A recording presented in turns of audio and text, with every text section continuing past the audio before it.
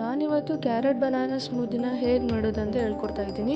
ಇದಂತೂ ಆರೋಗ್ಯಕ್ಕೆ ತುಂಬಾ ಒಳ್ಳೆಯದು. ಬನ್ನಿ ಹೇಗೆ ಮಾಡೋದಂತ ನೋಡ್ಕೊಂಡು ಬರೋಣ. ಇದಕ್ಕೆ ಬೇಕಾಗಿರುವಂಥ ಐಟಮ್ಸು: ಏಲಕ್ಕಿ, ಕ್ಯಾರೆಟ್, ಸಕ್ಕರೆ, 2 ಬನಾನಾ, ಸ್ವಲ್ಪ ಹಾಲು. ಇದಿಷ್ಟು ಬೇಕಾಗಿರುವಂಥ ಐಟಮ್ಸು. ಇವಾಗ ನಾವು ಫಸ್ಟು ಕ್ಯಾರೆಟ್ನ ರುಬ್ಕೋಬೇಕು.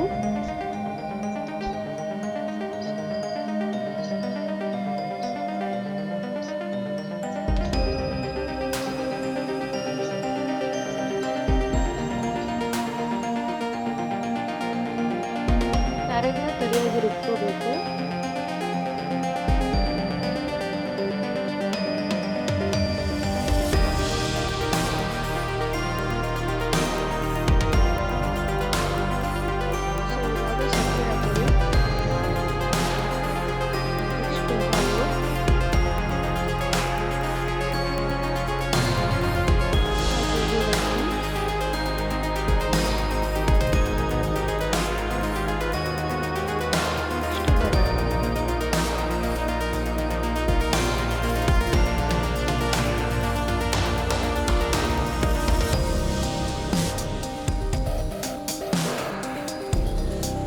ನಾನಿಲ್ಲಿ ಇವಾಗ ಐಸ್ ಕ್ಯೂಬ್ ಹಾಕೋತಾ ಇದ್ದೀನಿ.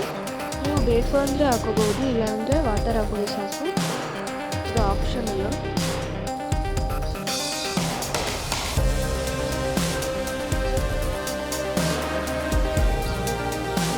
ಇಷ್ಟು ಇವಾಗ ಒಂದ್ಸಲ ರುಬ್ಕೋಬೇಕು.